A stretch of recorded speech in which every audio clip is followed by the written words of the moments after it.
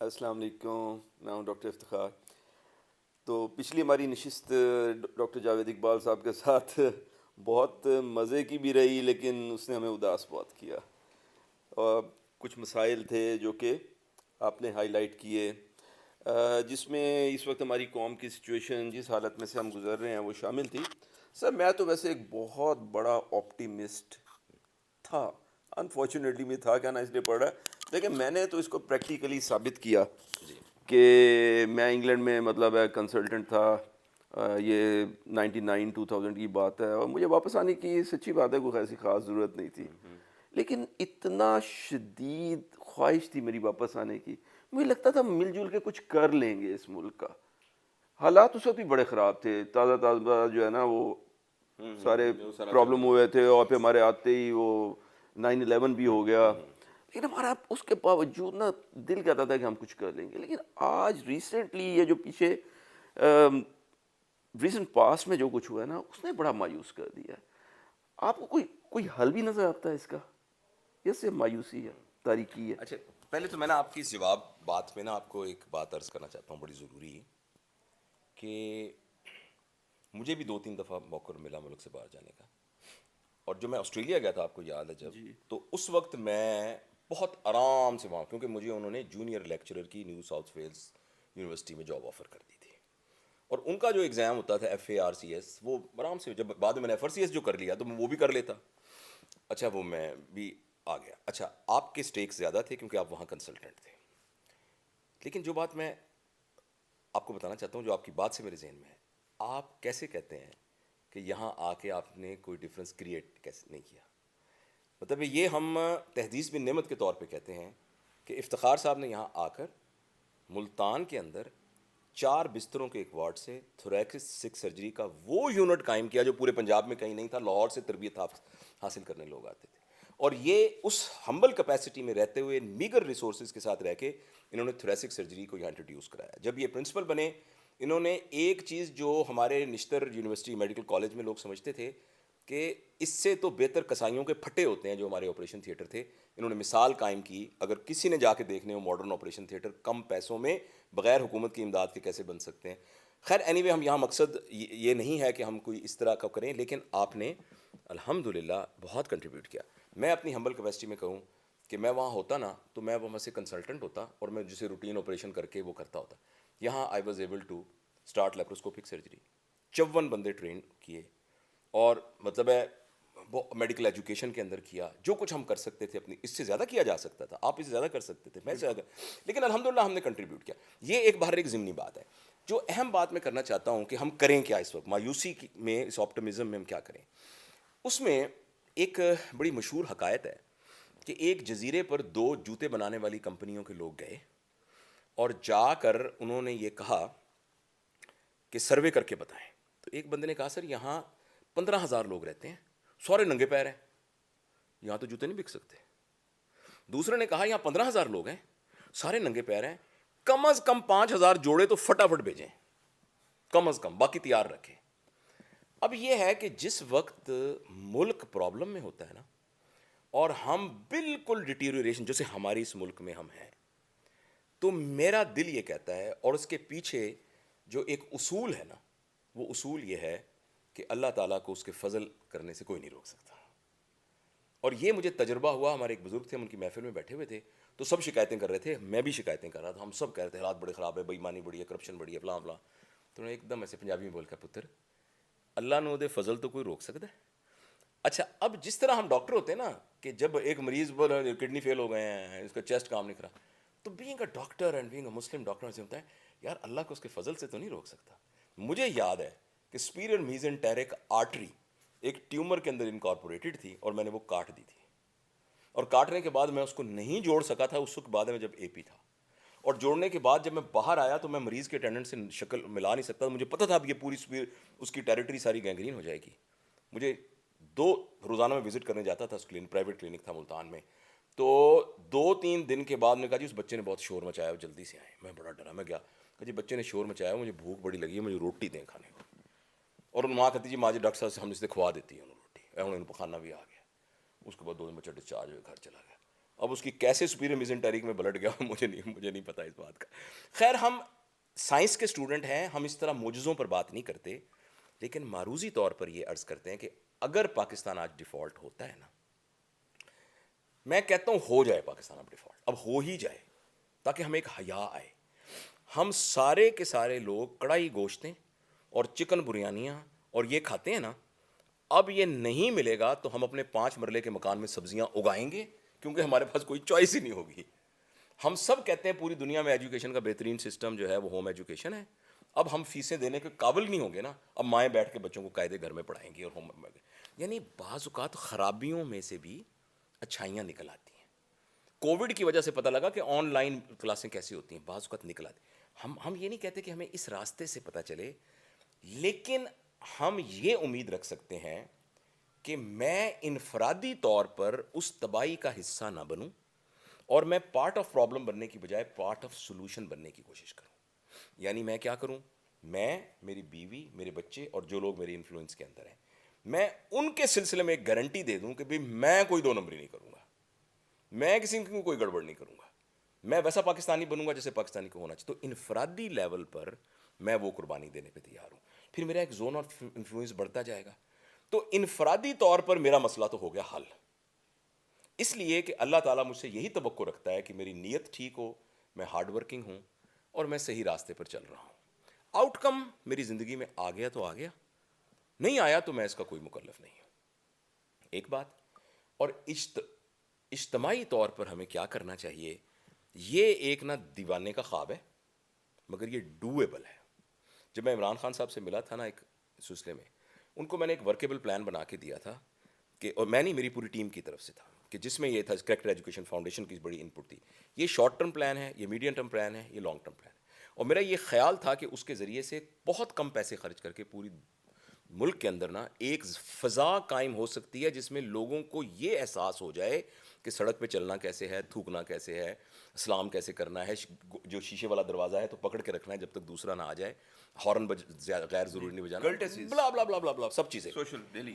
اب وہ عمل نہیں ہوا, یہ اور بات ہے. تو میں ابھی بھی ایک پلان سجیسٹ کرتا ہوں. میں نے ایک چینل کے انٹرویو میں بھی, وہ شاید وہ تھا 92 میں, اس میں یہ تفصیل سے بتایا تھا, اور میں مختصر اب بنا چاہتا ہوں کہ ابھی آج اگر میرے ہاتھ میں یا آپ کے ہاتھ میں ایک جادو کی چھڑی ہو اور اس جادو کی چھڑی سے میں کچھ کر سکوں, تو وہ میں یہ کروں گا کہ یہ سمجھوں گا کہ ہمارے ملک میں پاور سٹرکچر جو ہے نا, جو ملک کو چلاتے ہیں, وہ 5-6 ہیں.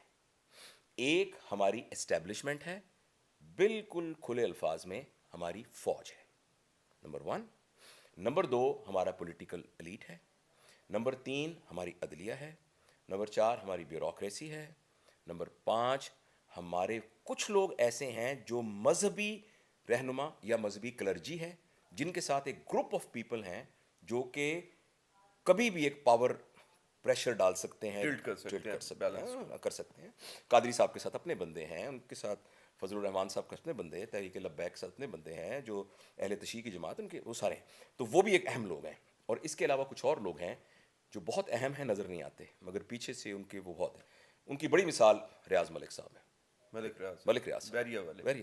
دیکھیں ملک ریاض صاحب کی بڑی کنٹریبیوشن ہے پاکستان کے اندر, یہاں کی اکانومی میں. باقی اور باتیں ہوں گی ان کی, تو ملک ریاض ایک ریپرزینٹیٹو کے طور پہ کہہ رہا ہوں. ایسے بہت سے لوگ ہیں جو ایکچولی پاور سٹرکچر کے اندر ایک رکھتے ہیں. اب جادو کی چھڑی میں ان ساروں کے بڑوں کو ایک کمرے میں بلایا جائے, اینڈ جوڈیشری, اور جوڈیشری میں نے عرض کیا, جوڈیشری جج, اور کون بلائے, وہ بلائے جو اب تک اس ملک کو جنہوں نے سنبھالا بھی ہوا ہے, جنہوں نے اس کی سرحدوں کی بھی حفاظت کی ہوئی ہے, اس کی نظریاتی سرحدوں کی حفاظت کی ہوئی ہے, یعنی کہ ہماری پاک افواج. میں پاک افواج کے بہت سے سینئر لوگوں کو بھی جانتا ہوں. مجھے پتہ ہے کہ ان دیر ہارٹ ان کا یہ خیال ہے کہ بھئی اس ادارے سے زیادہ اور کسی ادارے میں ڈیموکریسی نہیں ہے, میریٹوکریسی اس ادارے کے علاوہ کسی میں نہیں ہے, اور یہ ہے کہ یہ پاکستان کو پروٹیکٹ کرتے ہیں. تو ہم ان سے ریکویسٹ کرتے ہیں کہ جس طرح آپ نے پہلے کیا ہے, you play a role of a big brother, اور chief of army staff big brother, یہ ان سب کو بٹھائیں کہ پاکستان کے لیے آپ پاور سٹرکچر. باقی میں اور آپ جو ہے نا وہ نیچے کی بھیڑیں ہیں, میں اور آپ جو ہے نا ہم نیچے, یہ اوپر کے جو لوگ ہیں, یہ اور یہ 23 کروڑ لوگوں میں سے ٹوٹل میرا خیال ہے کوئی ہوں گے تو ایسے لاکھ سے بھی کم ہوں گے, یعنی جو اوپر کے جن کے الیٹس ہوں گے بہت کم ہوں گے, 50,000 ہوں گے, 40,000 ہوں گے, اور ان کے ریپرزینٹیو ملا کے یہ 100 200 لوگ ہوں گے. ان کو بٹھایا جائے اور ان کو کہا جائے کہ آپ یہاں بیٹھیے, 10 دن بیٹھیے, 15 دن بیٹھیے, بیٹھ کے اگلے 15 سال کے لیے پاکستان کی مالی پالیسی بنائیے, یعنی ایجوکیشن پالیسی بنائیے, فارن پالیسی بنائیے, منرلس کو کیا کرنا ہے اس کے لیے بنائیے, اور تمام کی جو میٹرز ہیں نا پالیسی ڈیسیژن کر لیں, پالیسی ڈیسیژن کریں. اور اب آپ باہر جائیے, الیکشن میں لڑیے, آپ عمران خان کی پارٹی کو کیجیے, آپ فلانے کیجیے, لیکن جو بھی آپ میں سے حکومت میں آئے اس پر نہ کوئی بیوروکریٹ کرے گا کمپرومائز, نہ کوئی جج کمپرومائز کرے گا, نہ کوئی اور پاور سٹرکچر کرے گا, نہ ہماری فوج کرے گی, نہ ہماری وہ کریں گے. اور اس کا گارنٹر پاکستان فوج کے علاوہ کوئی نہیں ہو سکتا. یعنی فیئر الیکشن کرائیں, پھر الیکشن کروائیں, جو بھی آئے, لیکن اس طے شدہ پالیسی سے باہر نہ ایجوکیشن نکلے. پالیسی اس سے باہر نہیں نکلے گی, فارن پالیسی اس سے باہر نہیں نکلے گی, اور اس کے بعد مشکل ٹائم آئے گا قوموں کی زندگی میں. اس سے بھی ڈیفالٹ ہونا کوئی اتنی بری بات نہیں ہوتی, یہ سری لنکا بھی نکل آئے گا, آپ دیکھیے گا, جنگیں ہو جاتی برازیل, ہاں برازیل ہو چکا ہے, دنیا نے ورلڈ وارز ٹوکیو تباہ نہیں ہو گیا تھا, پرل ہاربر کے بعد امریکہ میں کیا ہوا تھا. تو پاکستان نکل آئے گا. اچھا آنے کے بعد کریں کیا؟ اب ہم توقع رکھتے ہیں کہ جب یہ لوگ یہ بیٹھیں گے تو یہ پاکستان کے لیے مخلص ہوں گے. اب پرابلم یہ ہے کہ یہ کہنا بڑا مشکل ہے کہ ہمارے پاور سٹرکچر کے ٹاپ کے لوگوں کا اپنا ذاتی بینیفٹ ان کی پرائورٹی ہے کہ پاکستان ان کی پرائورٹی ہے. مجھے کبھی کبھی یہ خوف آتا ہے کہ یہ ایسا لگتا ہے ایک بڑا جہاز ہے جس میں یہ 5-6 لوگوں کا میں نے جو ذکر کیا نا, یہ اس جہاز کے مین کپتان وغیرہ ہیں, تو انہوں نے پہلے ہی اپنا سامان نکال کے نا باہر رکھا ہوا ہے کہ جہاز ڈوبنے لگا نا تو ہم تو نکلیں گے. یہ والا جو تاثر ہے نا, یہ بڑا خوفناک تاثر ہے. لیکن یہ صرف تاثر تو نہیں ہے سر, یہ صرف تاثر تو نہیں ہے. ہم یہ جتنے آپ نے 5-6 پاور کے پلرز کا ذکر کیا ہے, ان کے جو ہائر ریپریزنٹیٹیوز ماضی قریب میں نکل کے ملکوں سے گئے ہیں, وہ اپنے سو کالڈ پسند کے نئے ملکوں میں آباد ہوئے ہیں. ان کے فائنینشیل انٹرسٹ, کاروبار, سرمایہ, اور سب سے قیمتی سرمایہ اولاد باہر ہے. تو پھر نہیں ٹھیک ہوگا. دیکھیں وہ تو میں نے کہا نا کہ یہ ہے کہ جی اگر فرض کریں یہ ہوگا تو ملک بچ جائے گا, نہیں ہوگا تو نہیں بچے گا, ایز سمپل ایز دیٹ. تو نہیں بچے گا کہ کیا مطلب ہوتا ہے؟ یہ جو جہاں مینار پاکستان کھڑا ہے یہ تو وہیں کھڑا رہے گا مینار پاکستان, بعد سے مسجد اسی طرح کھڑی رہے گی. نہیں رہے گا کیا مطلب ہے کہ جو اس کی ایک نظریاتی باؤنڈری ہے وہ ایگزسٹ کرنا چھوڑ دے گی. اور میں نا بہت ڈر کے یہ کہتا ہوں, اور مجھے پتہ ہے بعض اوقات اوپن میڈیا پر اس طرح کی بات جو ہے نا وہ شاید مناسب نہیں لگتی, لیکن حالات اب وہ ہو گئے ہیں کہ جب ہم نے مریض کے ابا کو بتانا ہے کہ آپ کے بیٹے کو کینسر ہے, کہتے ہیں ابا کو نہ بتانا, ابا کو بتانا. بھائی اب بتانا پڑے گا, نہیں بتایا تو علاج کیسے کرائے گا؟ میں ایز اے ڈاکٹر مناسب سمجھوں گا کہ جب ایک شخص, معافی کیجیے گا, ایک بندہ جو مرنے لگا ہے تو میں اس کے اٹینڈنٹس کو بتاؤں, بلکہ اس کو بھی کہوں کہ you have got few days left. تو میں اس خوف سے اور دکھ کے ساتھ یہ کہتا ہوں کہ اگر ہم نے, جو میں عرض کر رہا ہوں, اس طرح کا کوئی کام, ضروری نہیں کہ یہی ایک ہو, کچھ اور بھی یعنی ذہین لوگ بتا سکتے ہیں, اگر اس طرح کی ہم نے کوئی سینٹرل پالیسی نہ بنائی اور اپنے آپ کو ملامت نہ کیا کہ میں نے کیا کیا اس ملک کے ساتھ اور ذاتی طور پہ قربانی کے لیے پیش نہیں کیا, تو یہ ملک اپنی جغرافیائی اینٹی بھی لوز کر دے گا. اور یہ کوئی پہلی دفعہ تو نہیں ہوگا, ہم اس کو 71 میں دیکھ چکے ہیں. ہاں دیکھ چکے ہیں. مطلب ہے اس کا ایک تجربہ, ایک بہت ہی بھیانک تجربہ جس سے ہم آج تک باہر نہیں آئے ہیں, 71 میں ہو چکا ہے. ہمیں پتہ ہے کہ یہ کوئی خواب کی بات نہیں, یہ تو ہو سکتا ہے, یہ ایک ریئلسٹک تھریٹ ہے. اور اگر ہم اپنے مفادات کو اسی طریقے سے قومی مفادات کے اوپر فائق سمجھتے رہے اور اپنے چھوٹے چھوٹے 5-5 روپے کے بینیفٹ کے لیے ملک کے 5-5 ارب روپے کے نقصان جو کہ ہسٹوریکلی ہم کرتے آئے ہیں کرتے رہے اسی طریقے سے, تو یہ ملک کب تک سہے گا؟ اور اب وہ ٹائم آ گیا اور ہم اس ٹائم کے بہت قریب پہنچ گئے.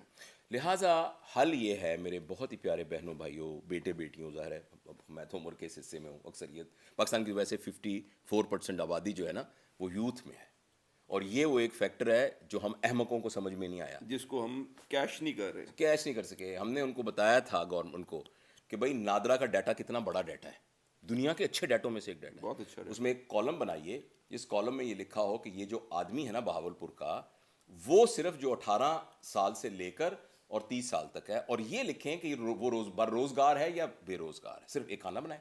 دوسرا یہ بنائیں کہ اس کی اسکل کیا ہے. پتہ لگے کہ بہاولپور کے اندر 70 بندے ایسے ہیں جن کی موٹر مکینک کی اسکل ہے اور بے روزگار ہے. اب حکومت کیا کرے؟ ہونڈا کو کہے اور ٹویٹا کو کہے اور سوزوکی کو کہے ہم آپ کو 1 ایکڑ زمین یہاں دے رہے ہیں, 5 سال کے لیے اس پر کوئی ٹیکس نہیں ہے اور اس کا کرایہ ہوگا 1000 روپیہ مہینہ. اس پہ آپ اپنی فیکٹری لگائیے, اپنی وہ لگائیے ورک شاپ, بشرطے کہ ان 70 بندوں کو وہاں نوکری دیں. ہاں لیکن ہم نے تو اپنے وہ تمام ہاتھ کٹوا دیے ہوئے ہیں. ہاں اب تو ہم جب سے ہم IMF کے دھکے کھا کھا کے ان حالات کو پہنچ گئے ہیں کہ اب تو ہم اپنے ملک میں ہم نے 1 روپیہ کدھر سپینڈ کرنا ہے یہ ڈیسیجن میکنگ بھی ہمارے اختیار میں نہیں رہی ہے. تو پھر آپ کو یاد ہے پرنسپل تھے نا نشتر کے, میں بھی پرنسپل تھا قائد اعظم میڈیکل کالج. آپ کو ایسے کتنے واقعات یاد ہیں؟ مجھے تو بہت یاد ہیں کہ جی میٹنگ ہے اور صبح پہنچیے. ہم جناب سرکاری گاڑی میں پیٹرول ڈلوایا, PA کو ساتھ لیا ہے, وہاں پہنچ گئے. وہاں گئے کہ پتہ لگا وہ آج میٹنگ نہیں ہو رہی, وہ سیکٹری صاحب جو ہے نا وہ ان کو اسلام آباد جانا پڑ گیا تھا, اور اس میری طرح کے نا اور بھی 10-12 پرنسپل وہاں آئے بیٹھے ہیں. لیکن ہم نے آ کے جا کے ان کا TA کلیم کیا, DA کلیم کیا, اس کا وہ سارا کیا, اور ہم جیسے مطلب ایک مسکین سے مطلب ہے محکمے کے یہ وہ ہے. تو جو ان کے دورے ہو رہے ہیں, جو ہمارا وزیر خارجہ وینزویلا گیا ہے کسی کام سے, بہت ضروری کام سے, کوئی مطلب کو مسئلہ حل کرنے کے لیے, اور یہ جو پورا کا پورا ان کے لوگ جاتے ہیں. آپ کو پتہ ہے قومی اسمبلی کی ایک ہماری کلاس فیلو ہے نشتر کی, جو کہ یعنی MNA تھیں, اور ساری وہ بتا رہی ہیں کہ ایک لسٹ بنی ہوئی ہے کہ اتنے اتنے بندے باکو جائیں گے گروپ کی شکل کے اندر, یہ قومی اسمبلی کے لوگ, کہ ایک 20 کا گروپ جائے گا, پھر دوسرا جائے گا. کس لیے؟ بس جائیں گے. یہ آپ نے گاڑی کا ذکر کیا, میں اتنا حیران ہوا, یہ میں نے ایک پچھلی ویڈیو میں اس کا ذکر بھی کیا تھا, میں اس کے لیے ریسرچ کر رہا تھا کہ ہماری جو کیبنٹ ہے, آپ قومی اسمبلی کو چھوڑنے سے پنجاب کا ذکر لے لیں کہ کتنے منسٹر, کتنے آفیسرز, وزارت کے اندر سیکریٹریز, پھر ایڈیشنل سیکریٹریز, اور پھر نہ جانے کتنے اداروں کے سربراہ, یہ پبلک سروس کمیشن کا سربراہ, اور پھر جیسے آپ نے کہا مسکین محکمے آ گئے کہ جی یہ کالج کا پرنسپل اور یہ یونیورسٹی کا وائس چانسلر. میں خود ایک ٹائم تھا میں نشتر میڈیکل کالج اور ڈینٹسٹری دونوں کا پرنسپل تھا, میرے پاس 2 اسٹاف کاریں تھی, اور میں سوچتا تھا کہ 2 اسٹاف کاریں کیوں ہیں, بس پرنسپل کے پاس کوئی بھی اسٹاف کار کیوں ہو؟ پرنسپل صاحب خود اپنی گاڑی چلا بھی کے کیوں نہیں تشریف لا سکتے, یا فار دیٹ میٹر اگر ان کے پاس نہیں ہے تو رکشے پہ کیوں نہیں آ سکتے؟ ساری دنیا میں جو اس وقت سویڈن دنیا کا 16واں امیر ترین ملک ہے, علاوہ پرائم منسٹر کے کسی کو سرکاری کار ایلوکیٹ نہیں کی جاتی. They have got a pool. Evan Burton کی میں دیکھ رہا تھا کہ ان کی پوری کیبنٹ ڈویژن کے پاس ٹوٹل پول 45 کاروں پہ مشتمل ہے, اور میرا خیال ہے کہ ہماری ایک منسٹری کے پاس 100 سے زیادہ کاریں ہوں گی, لیکن جن میں سے 10 کاریں تو صرف منسٹر صاحب کے پاس ہی ہوں گی, اور میرا خیال ہے another 10 شاید سیکرٹری صاحب کے پاس ہوں گی, یعنی ان کے بچوں کے پاس ہوں گی. جی ان کے بچوں کے پاس ہوں گی. تو اس لیے اب مختصر بات یہ ہے کہ میں ایک عام پاکستان کا شہری اور ڈاکٹر افتخار ایک عام پاکستان کا شہری, ہم اس لیے مایوس نہ ہوں کہ اجتماعی طور پر اس معاشرے کا کوئی سکوپ نہیں ہے اگر جو حالات یہی رہے, لیکن انفرادی طور پر ہمارے پاس بہت پوٹینشیل ہے کام کرنے کا, اور ہم مسلمان ہونے کی وجہ سے ہمارا ایک زبردست ایڈوانٹیج ہے. ہمیں یہ پتہ ہے کہ اصل زندگی جو ہے وہ موت کے بعد کی زندگی ہے, لہٰذا یہاں کوئی تنگی بھی ہمیں اس جد و جہد میں کرنی پڑ جائے, کوئی کرنا بھی پڑ جائے, کوئی بات نہیں, کوئی بات نہیں, کوئی بات نہیں, انشاءاللہ ایک اور زندگی آنے والی ہے اور اس کے اندر ہم کریں گے. تو انفرادی طور پہ مایوس مت ہوئیے گا, جو کچھ ہم کر سکتے ہیں ہم کریں, اور اجتماعی طور پہ دعا بھی کیجیے. اور دوسرا یہ پکڑیے آپ, میں ایک حرکت کرنے لگا ہوں, پتہ نہیں یہ کون ویڈیو کو دیکھے گا, ہاتھ باندھ کے نا, اپنے سامنے بھی ہاتھ باندھ رہا ہوں, میں خود بھی شرمندہ ہوں اپنے آپ سے, اور وہ سارے لوگ جو اس پاور سٹرکچر کا حصہ ہیں, مہربانی کر کے اس بات کو سوچئے کہ اپنی ذاتی زندگی کو کتنا ہم اور چمکائیں. بس کریں, اب بس کریں. ابھی ایک ویڈیو آ رہی تھی, ایک بچہ, ایک آدمی تھا, ابھی میں نے دیکھی ہے, اس نے کہا آپ کے دنیا نیوز کا نمائندہ سے پوچھا تھا کہ کیسی زندگی گزر رہی ہے, تو اس نے کہا صاحب صبح سے لے کر شام تک کام کرتا ہوں, 600 روپے کماتا ہوں. میرا بچے کو پہلے ہم تو 3 ٹائم کھا لیتے تھے, اب تو ہم 2 ٹائم بھی نہیں کھا سکتے. میں رس اور پاپے اپنے بچوں کو دے کے آیا ہوں. 1 کلو ہمارے گھر دودھ آتا تھا, اب آدھا کلو لیتے ہیں چھوٹے بچے اور باقیوں لوگوں کے لیے.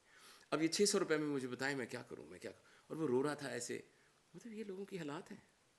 تو اس سارے میں اللہ ہمیں سر یہ جو پاور سٹرکچر جس کا آپ نے ذکر کیا ہے اور اس کے متمنی جتنے بھی لوگ ہیں, ان کو یہ بات سمجھنی چاہیے کہ یہ جس فیملی کا اور جس بچے کا اور اس کے والد کا آپ نے ذکر کیا نا، اس کی بد دعاؤں کا نیوکلیس اینڈ محور ہم آپ ہیں۔ ہیں اور پھر ہم سب ہیں.